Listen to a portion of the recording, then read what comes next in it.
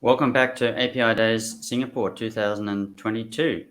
So our focus today has been on financial services, in particular open finance, and we've heard from several speakers about some of the things that are different about doing business in Southeast Asia.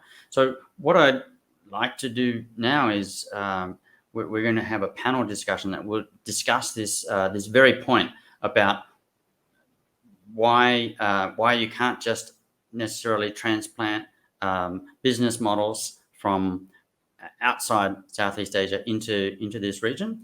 And we've assembled a panel of experts to discuss this.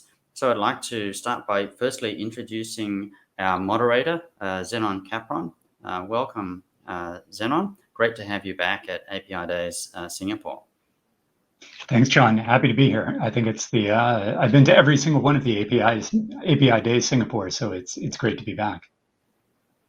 Yeah, and I think particularly appreciate the panel discussions you've run in the past, and we've changed the topic here, but it still plays to the very theme of API Days in terms of connecting people to the economy, especially the digitized economy, and finance is a key part of that. But you're going to help us understand how to do business better in this part of the world. I'd like to invite you to bring on your panel. Great, thanks, John. And I think definitely all these points that you've made around what's happening in Southeast Asia are really unique. I started off my career in the US, was in Europe, and then I was in China from 2004 to 2018. And when I left China in 2018 to come down to Singapore, I thought nothing would beat the dynamics that we were seeing in China, the development of fintech in China, and everything else that was happening in that market. But when I came to Singapore, I realized that Southeast Asia is such a mix of what's happening across the region, and really the excitement around fintech and the developments around the financial industry here trump actually what's happening in China. And the diversity that John pointed to in terms of the cultures and the industries really makes for a very challenging region, but a very compelling region at the same time. So over the course of these next 50 minutes, we'll go through some of these topics, and I'm really excited about the panel that we have and the people that we have on the panel. I have the opportunity to moderate a lot of panels over the course of the year, and it's always these that, people are coming from very unique perspectives, and for that reason, I'm really excited about this panel because we have a really expert lineup on this panel. I'll let each of the panelists introduce themselves, but I want to kind of set the stage because I realize that everybody attending at API Days, not everybody is from the financial industry. So Bryan, I want to come to you. I mean, maybe first take a minute to explain your background, what you do at TNEX, what TNEX is doing, and then if you can help us kind of set the stage. I mean, how is finance changing in Southeast Asia? Well, keep the background short. I'm about 30 years in digital banking, startups, VC, failing a hell of a lot. I was one of those bewildered individuals in the early days when you could afford to live in the valley, building a really big company and getting dot bombed. Okay, so ever since then, I've been in and out of sitting on boards of various banks, fintechs, VCs, startups, trying, failing, succeeding, and generally having a good time. How is finance changing? I think was your question, really, Zennon, isn't it? I think the biggest thing, it's not about how finance are changing, it's how people want to live their lives is changing. And I think this is this whole arrogance that we were perhaps all programmed with when we were bankers, needs to be deleveraged from our mental balance sheets pretty quickly. Okay. Banking's like electricity. When the kettle boils, I don't care where it came from. I really just want the kettle to boil and to boil correctly and nicely. And my wife wants it to match the kitchen or whatever. Okay. From a UX perspective. So with the introduction of the democratization factors of cloud, of APIs, of modularity, of banking as a service, which is a mishmash of all of that, with data science, with reaching Alan Turing-esque levels of compute, technology is no longer the issue. It's no longer the issue, okay? I'm an ex-CTO, ex-CIO, ex-lending head, but technology is no longer the issue. So now it's about assembling propositions that our customers want. And how do we identify how they want?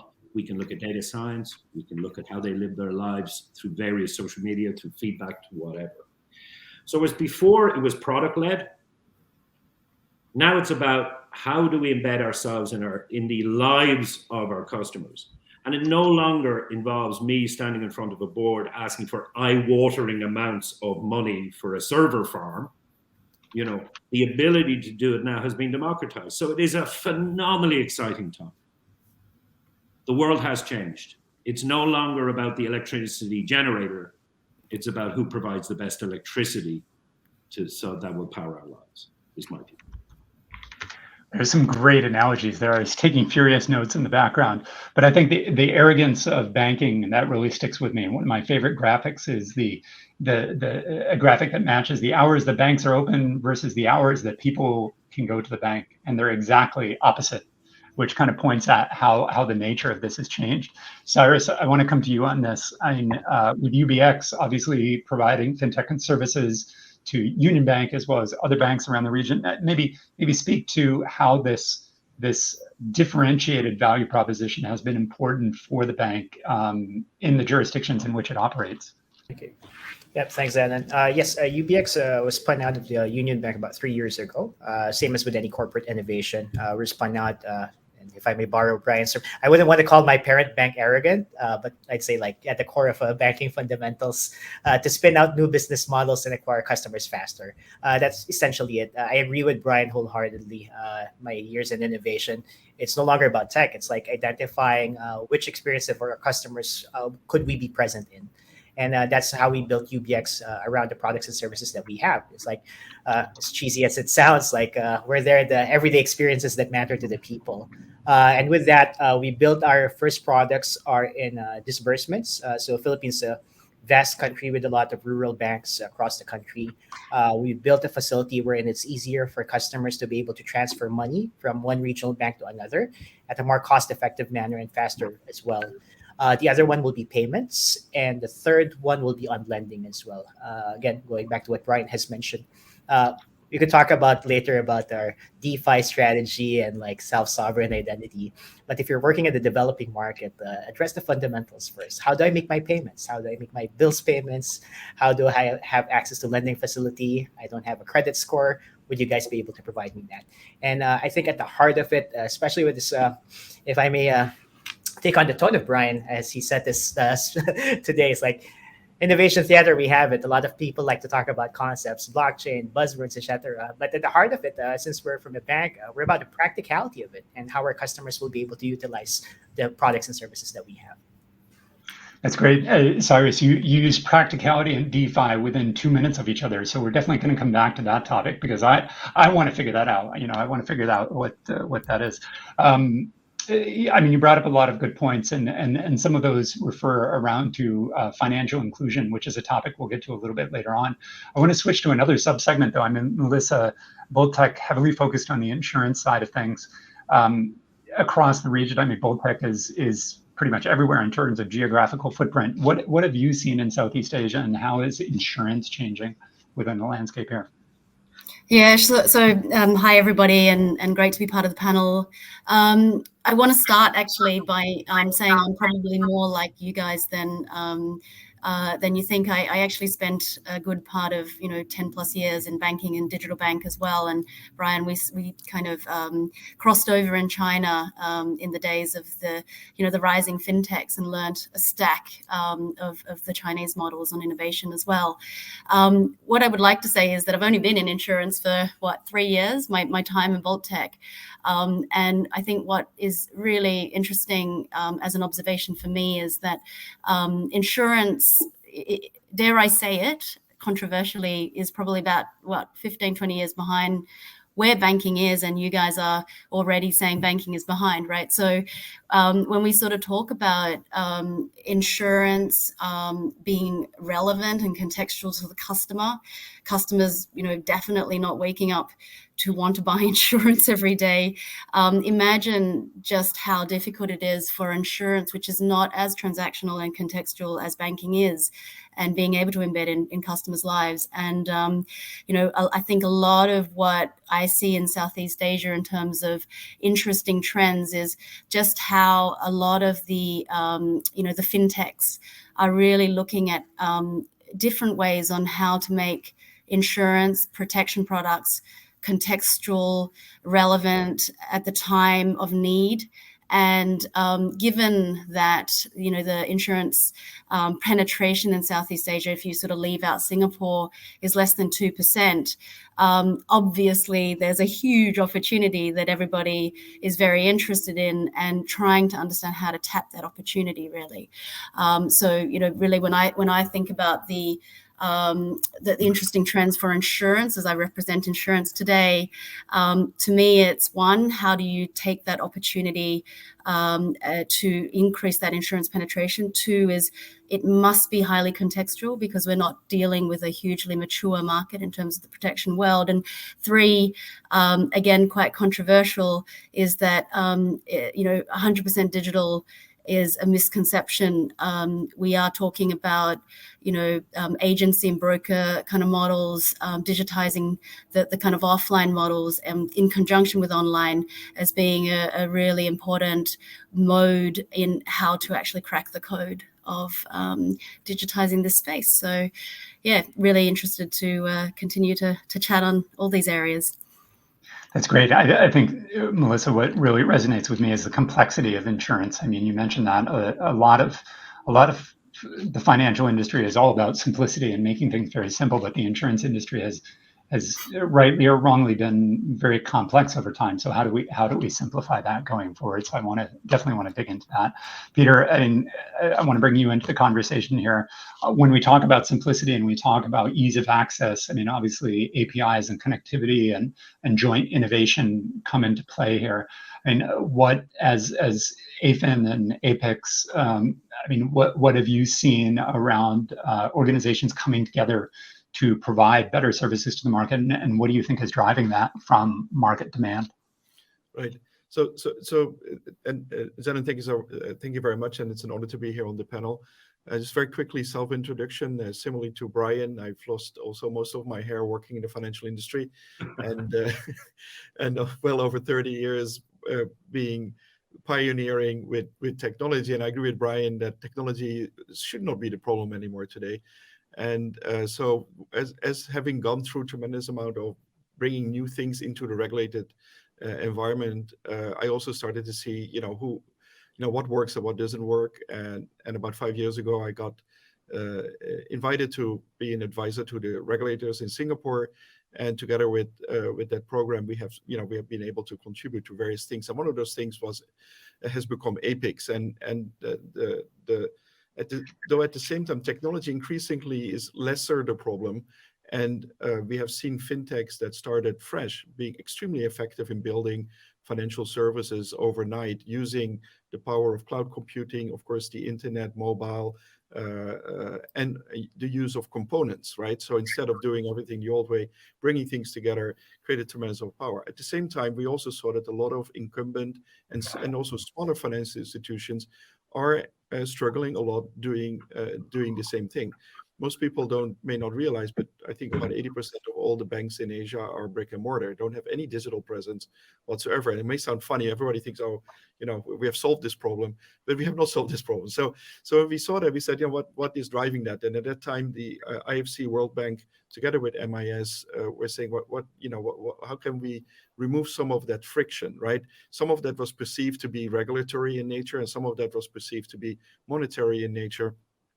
So what could we do there? So we created APIX as an exchange for fintechs that provide services through APIs to easily connect with banks that want to consume that and basically add digital capabilities to their bank. And it's an evolving and increasingly expanding journey to solve that puzzle. And what is interesting is indeed technology is not the problem, but there's a huge amount of hurdles that a bank has to go and jump through to basically consume those technologies in terms of compliance, security, know-how. There's a tremendous lack of know-how and capability in the market. If you want to, one of the hardest hires today is to hire a security expert in your bank, and that's the first thing you need to hire if you want to go digital, right? So there's a lot of challenges there. So we're trying to bring resources together, trying to bring people together to allow that to be better. So on the one hand side, we have financial institutions. On the other hand, we have fintechs that enable. We have other fintechs that consume. We also have investors, and we also have system integrators and basically bring them all together on a common platform where we can quickly build things. And that's really kind of what is needed is just to basically create more and more people that understand how to do these things, but also how do you deal with the risks of doing these things remains a major need. People are worried about security and are these APIs okay and whatever it is, and there's a lot of education needed at the same time as well. Oh, that's great. That idea of bringing everybody together is really important around this. Bryan, I want to come back to you and a key element when we think about Southeast Asia and in particular Vietnam, where you are certainly, and Philippines, Indonesia, is around the financial inclusion angle. And at one point, somebody quoted you, I think, from one of the articles that Vietnam is underbanked but digitally obsessed.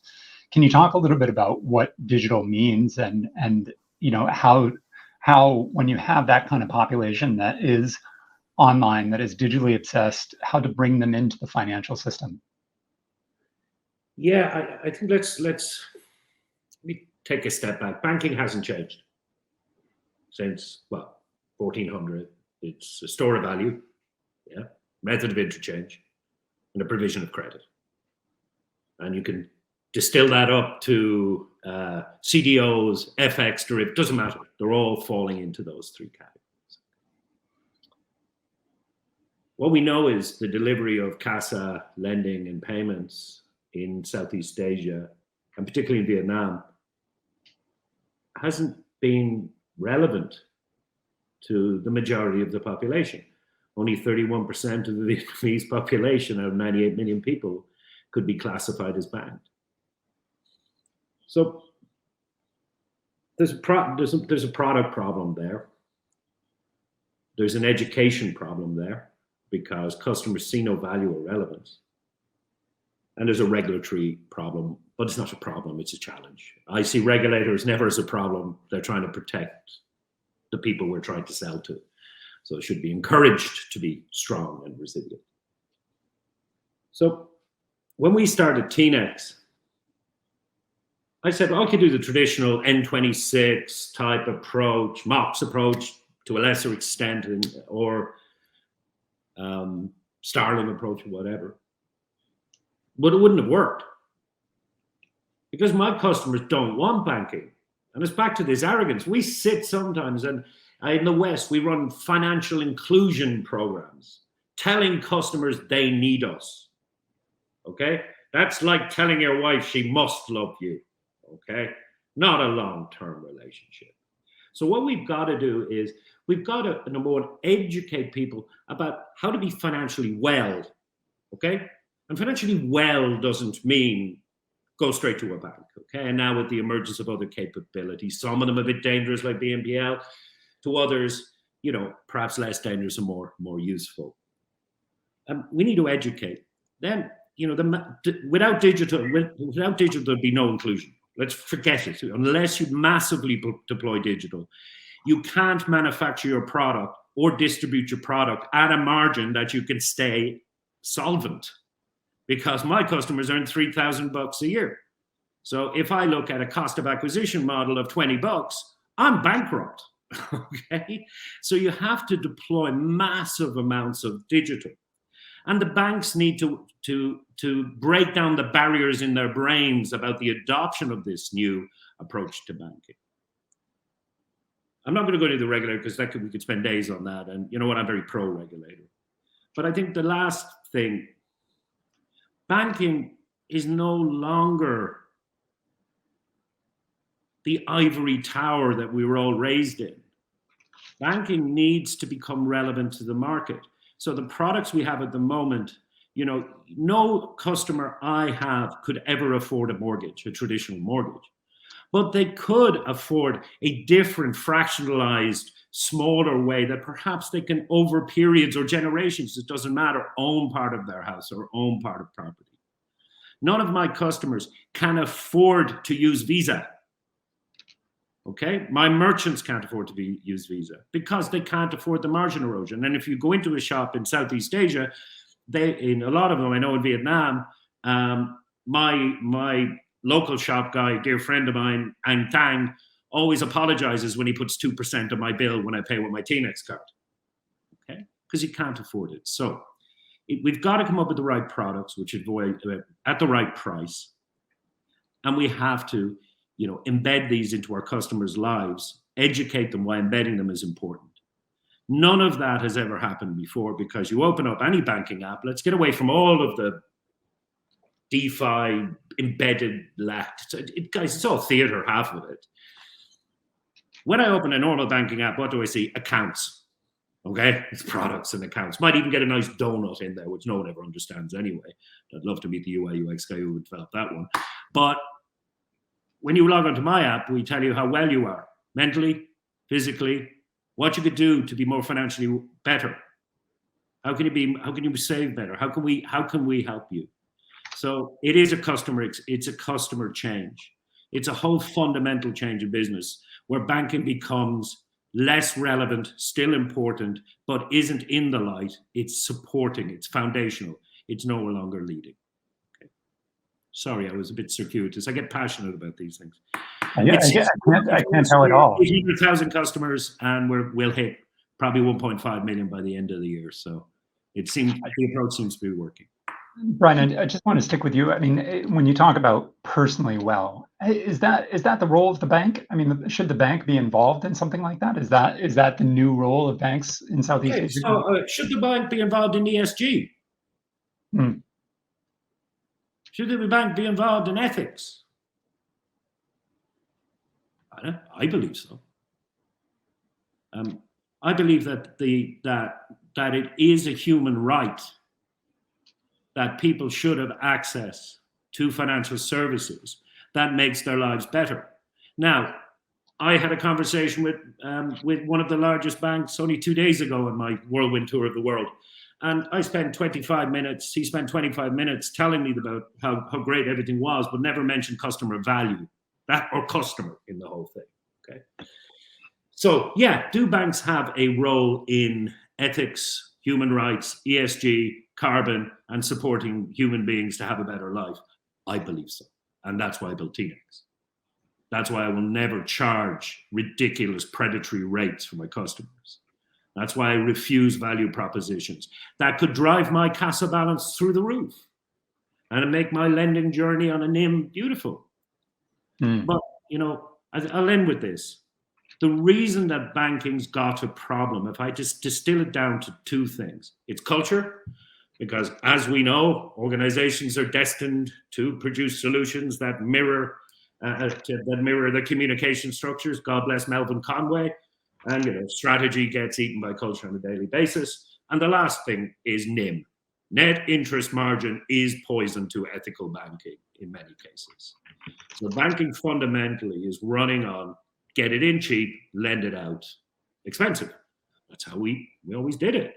Now what we're saying is, does banking have a more relevant, humanistic, ethical role in the lives of people? And when it comes to inclusion, the answer has to be yes, guys. Now, and the answer has to be fundamentally yes. Because when I spend on average 3-4 hours, about 150 emails a week to customers. We have a talk to CEO. And the main thing that's responding to these emails, the main thing is coming back to me now as our numbers are growing and growing is they trust us. They trust us. Because if you've got to walk the talk. Okay, that means you've got to deploy massive digital. You've got to be able to give products that fit customers' actual lifestyle needs. You can no longer sit in the ivory tower and expect deposits to flow in and economies to consume credit. That's going to stop, because in reality, with the democratization of these services, there will be more incumbents that will come in and produce them cheaper, faster, and better. So there's a big decision for traditional banks over the next 5 years. Either to become more humanistic, more relevant to customers' lives, play a contextual part in customers' lives, not an island part of their lives. They won't be relevant. I honestly believe they won't be relevant. Yeah, those are really good points, Bryan. I think that idea of the humanistic approach is very interesting. Cyrus, I want to come to you. I mean, being more humanistic is reliant on the products and services that you can bring to market. I mean, when you look at a lot of the underbanked across the region, in particular in the Philippines, one of the challenges is data, right? I mean, obviously credit scoring becomes challenging. And so you have to start looking at new ways of doing this. Can you talk a little bit about what you're seeing at UBX around pulling in different alternative data sources and credit scoring, and how that's enabling new products and services? Yeah, that's right, Zennon. Again, just to follow on the trail of thought of Bryan, it's like providing this customers in developing markets alternative products and services. So, for example, SME lending. Traditionally, an SME would need to walk down to a bank branch, provide the financials that they have.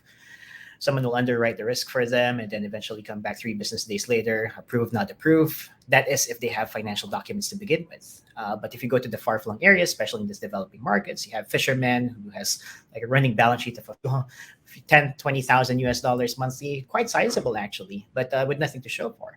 Again, this is not unique to us. This is quite a common business model, I'd say, in developing markets right now, particularly in Southeast Asia. But one thing, again, on the practicality side that we've done so far is we work with a company called FinScore in the Philippine market, which we also invested in. So what they do is they leverage on telco data to be able to augment the way that we handle our credit scoring methods for these SMEs. So one of our products, I don't mean to make this a plug, but one of our products and services, we work with one of the large e-commerce players in the market like Lazada, and merchants could go in there and get access to a credit approval almost instantly, or at most within 24 hours. And then as you pointed out earlier, Zennon, while we're a spinoff of Union Bank, we're not just limited to working with Union Bank as a lender. We're actually affiliated with 13 other lenders in the market. And of course, we'll tag into them. True to our mandate today, it's API days. We API this credit approval process, and anyone who checks the box of their credit facility will churn out the rates, and then this SMEs would have the capability to be able to avail of these loans. Loans will be dispersed within 3 business days. So yes, that's one aspect that we've been doing for the past 2.5 years, and hopefully we'll be able to translate this sooner than later to other consumer lines and personal loans for the market. Yeah, those the use of alternative data. I mean, through many of the reports that we've done at Kapronasia, and SMEs that we've talked to in China, seeing what WeBank and MyBank have done in that market to enable finance for these SMEs is really incredible. I mean, it's people that no bank would have talked to, but their app is talking to and providing them lending, which is an incredible amount of economic empowerment in those places. Melissa, I want to come to you. I mean, one of the with great opportunity comes great challenge as well. I mean, we look at some of these things that are happening, like around buy now, pay later and consumer lending. Some of these products could get a little bit risky and cause more risk for SMEs or consumer borrowers. What is the role of insurance in this to kind of help protect them and provide a safety net as these products grow? Yeah, sure. I mean, just sort of drawing upon again the comments of Cyrus and Bryan.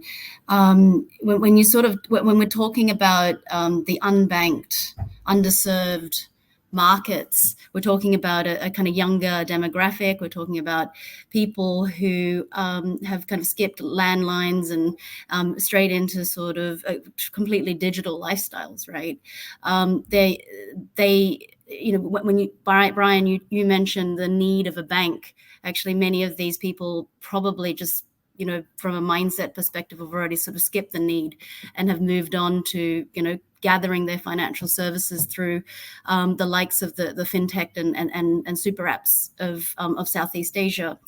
In the same grain, when you sort of talk about lending, you know, most of these guys can't afford a typical personal loan from a bank, right? None of them have credit cards. When you look at kind of penetration rates in Southeast Asia for credit card, it's tiny, right? So we're talking about these guys getting access to consumer lending products, yes, that are highly digitized. Cyrus, you talk about different sort of credit scores, credit scoring capabilities, being able to get a loan very quickly. The humanistic approach to this, when you really think about what's stopping people from doing this, to your point, Zennon, when we've conducted a lot of kind of usability tests and talked to consumers on the ground, actually a lot of these guys are scared. They're worried about putting their own families in debt, right? So when we think about what's the hindrance, what's the gate to them actually wanting to take up these incredible new services that digital, that technology is providing, it's actually a gate of just basic worry of not being able to pay back. So that's where, you know, insurance and protection really does come in. And we, as Bolttech, have been working for years with quite a number of consumer lending companies in Southeast Asia, really seeing how we can provide different types of protection products in what I would call sort of more bite-sized pieces that kind of attach to lending products and, you know, get paid in sort of bite-sized installments as well, to be able and very seamlessly to ensure that that these guys can actually take you know, lending products, protect their families and beneficiaries if anything untoward is to happen, and, you know, basic things like just basic bill payment, right? If say, for example, they lose their job, and in the last 2+ years of the pandemic, we've seen a lot of people who have been sort of on the brink in terms of service industry and whatnot really be economically impaired and impacted. And these sorts of products are, you know, hugely, I would say, beneficial and very contextual, very needed in a market where your basic and traditional banking and lending products aren't being, you know, are not meeting the needs of these consumers. And that's a really good point. I mean, the complementarity, I can't even get the word right at this point, but how these products work together is really important in these marketplaces, because it really provides that level of financial empowerment. For the audience, just by the way, we haven't mentioned it, but there is Q&A functionality within the app as well. So please do drop any questions you have for our panelists into the app. Be happy to get to as many of those as we can. Pieter, I want to come to you. I mean, Melissa brought up the idea of, you know, these complementary products and you know, providing really a solution to the market, which is something that Cyrus and Bryan talked about as well.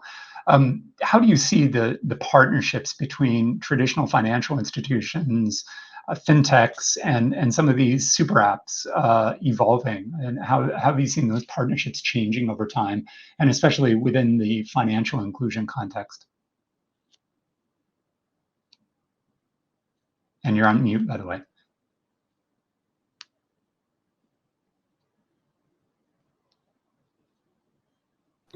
Okay, sorry for that.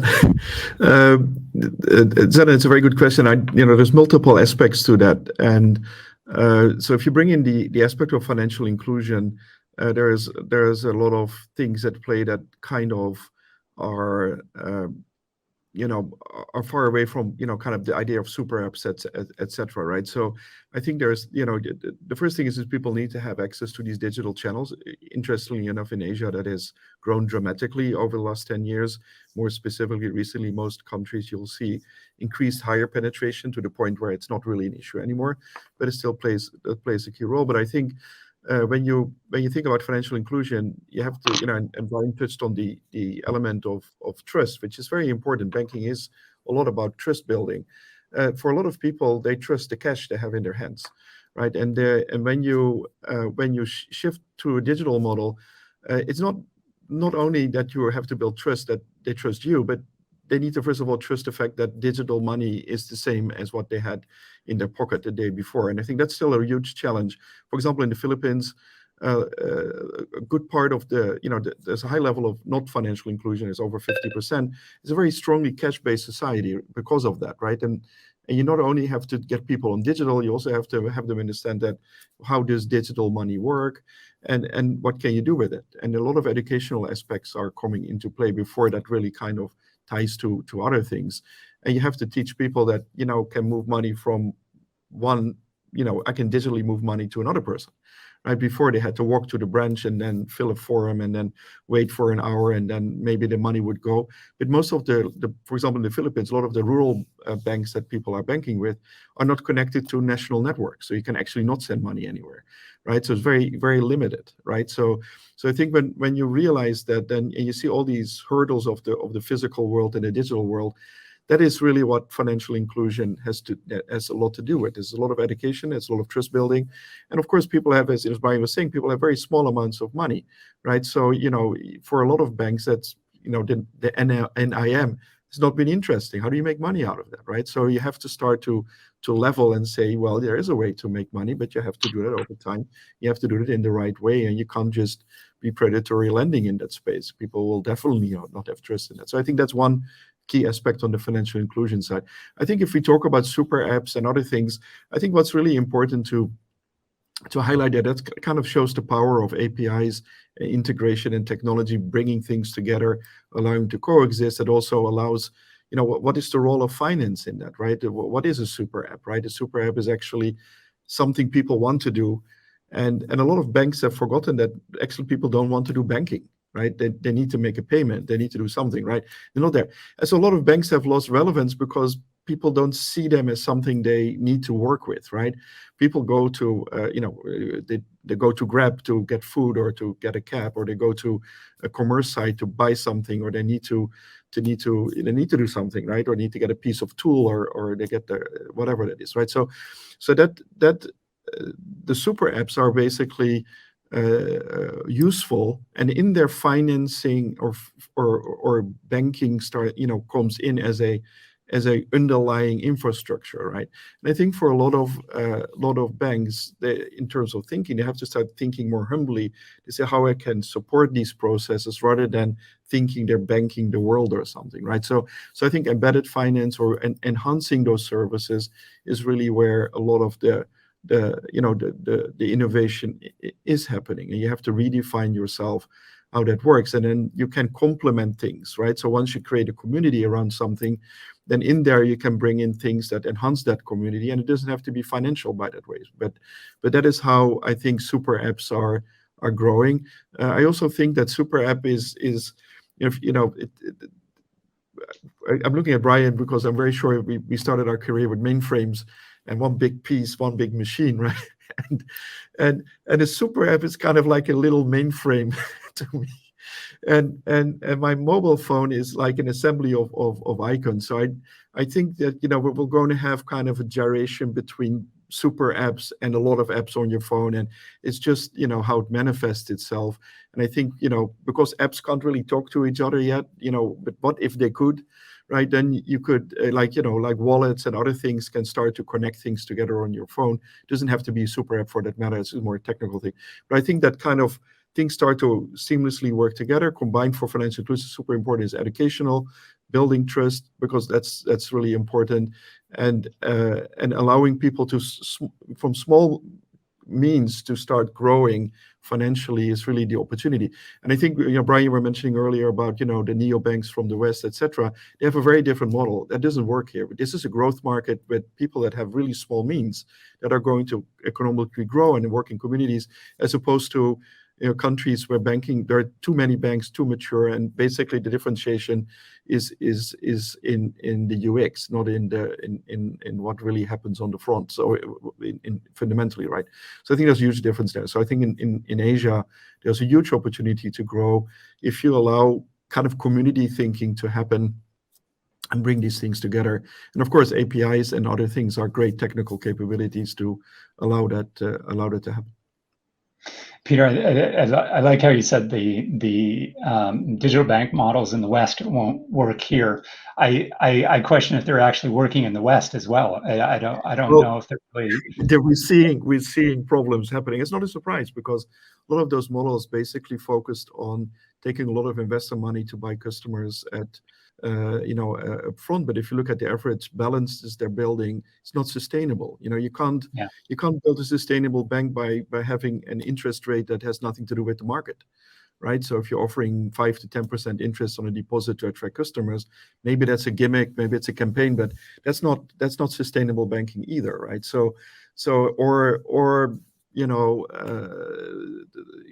Just a fancy marketing spiel around it or lifestyle doesn't make it sustainable. So I think some of these models are showing that to sustain over 3 to 5 years is very different from having a 1 year kind of run at it. And in that sense, it is, to Bryan's point, it's all about trust building as well, right?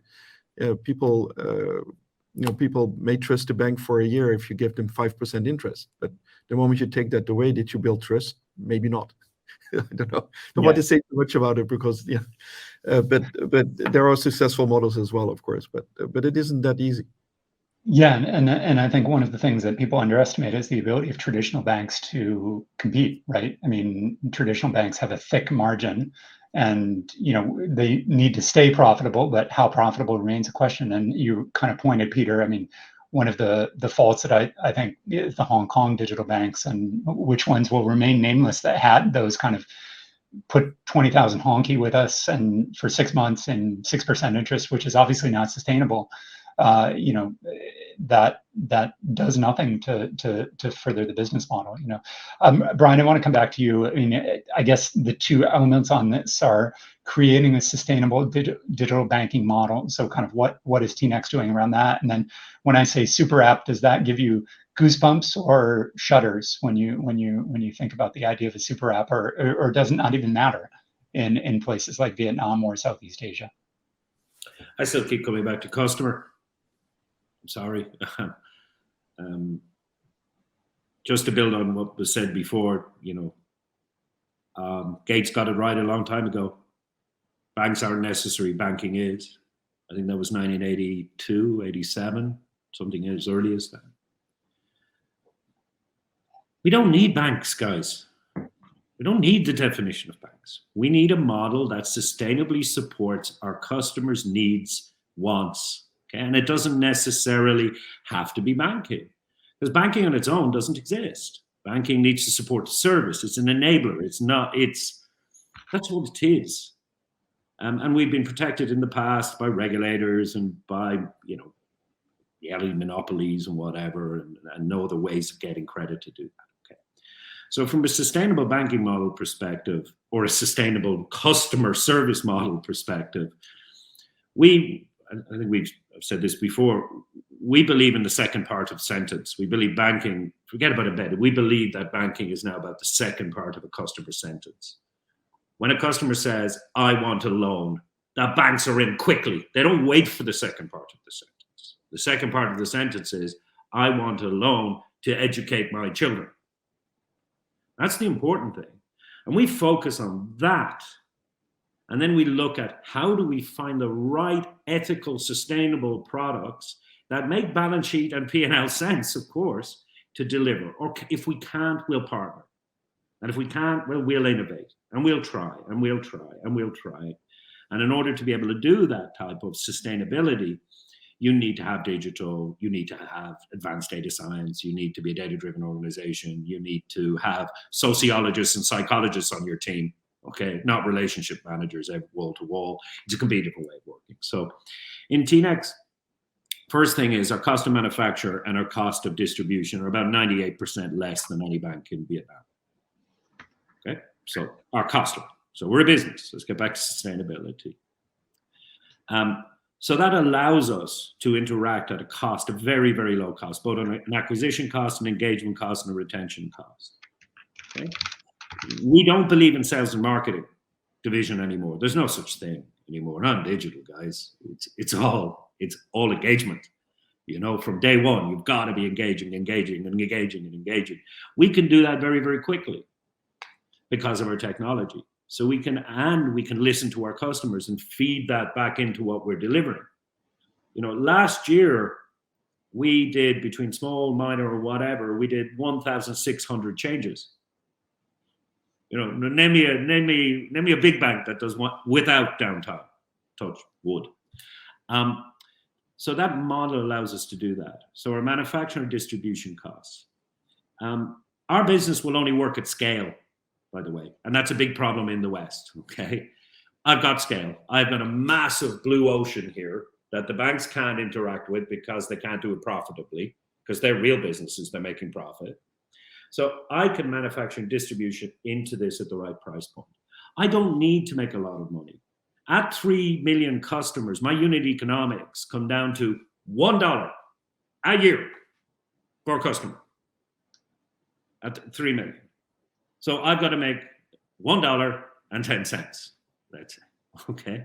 And I'm in the profitable side of things. Okay? So that's on the sustainability. I forget your second question, Zennon. Forgive me, but hopefully I covered it in my first answer. Yeah. Business models are evolving. Business models are changing. I think one of the biggest inhibitors of all of this. Okay, so we know technology. We can, go up to Amazon, Google, Azure. They'll give you a good template. You can fire up your platforms. Go to a Thought Machine or a Mambu, or if you're a big bank, a TNEX, and you can put it in your core. So all that's there. You can event drive. There's plenty of data platforms. All of the algorithms are available either through Python or through platforms that you can do pretty much ecom type, next best action. All of this magic is gone. So my question is, if all of this is available, and banks are very rich. I'm not very rich. I have to beg, borrow, and steal every dime to run my company. Why aren't they doing it? And the biggest shift is culture. Now, Drucker was right a long, long time ago. Culture, eat strategy for breakfast, to paraphrase, every morning. And this whole culture issue, it's no longer a technology issue. It's not. It's a culture issue, and it's an alignment issue. And it's a fundamental break away from understanding that NIM is not the be-all and end-all.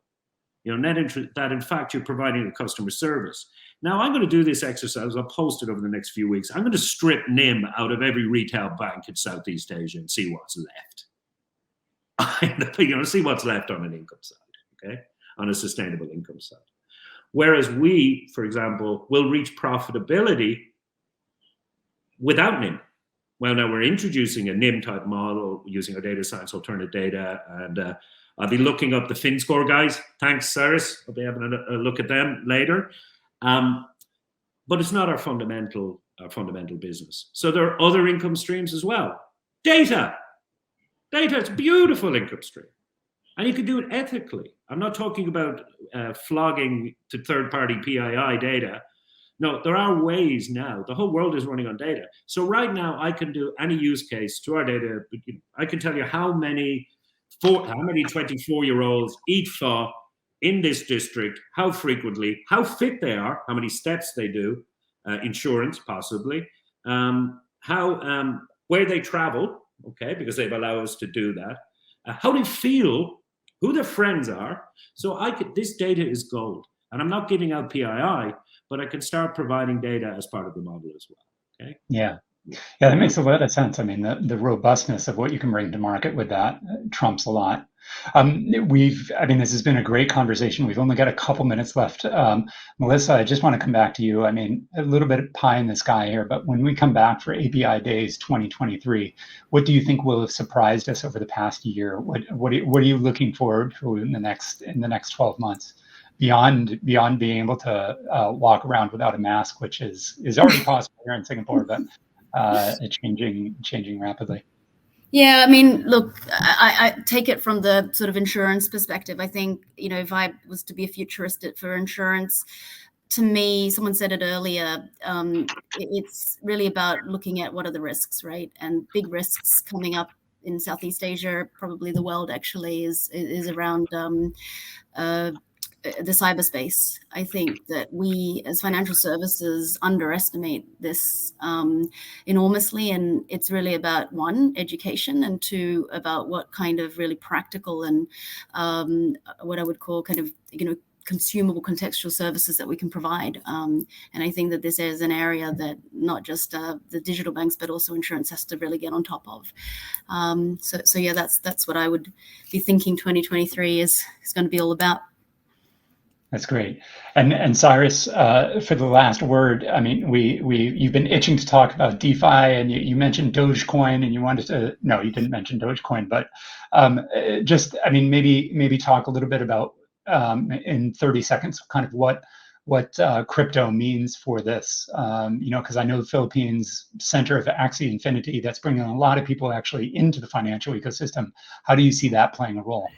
Yes, this is one of the, in my musings and socialization here in Singapore, every time I mention about crypto, you get crickets because they think it's this investment avenue in the layman, right? But in the Philippines, it has found its ways to become a necessity. This is this play to earn phenomenon that we have. So in fact, the Philippines, we have 10% of MetaMask users. It's due to this play to earn model. And the users that you have not necessarily have uttered the word blockchain before, but they know that they need to download this MetaMask wallet for them to be able to convert this earnings that they have from this game to cash. And I think that's the heart of like a summary of what we've discussed so far today. Is where's the necessity and what products and services are you delivering? There's technology, right? It could be a straight out transfer of payment. It could be something as simple as that, or a website.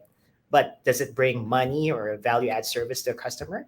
And I think that's what we're going to see unravel in developing markets, particularly the Philippines. So again, probably to address also what you've asked, Melissa, what does 2023 look like for UBX? We'll continue to grow our core fundamental and practical businesses in lending, payments, and also open banking, but also slowly building our capabilities into the DeFi space.